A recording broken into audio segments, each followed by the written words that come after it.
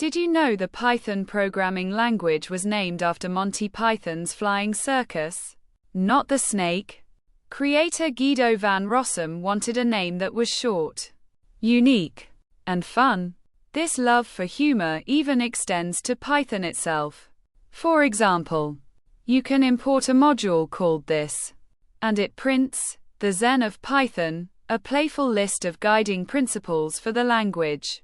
1 gem. Explicit is better than implicit. Python's whimsical roots remind us that programming doesn't always have to be serious. It can be creative and fun, just like writing a good joke.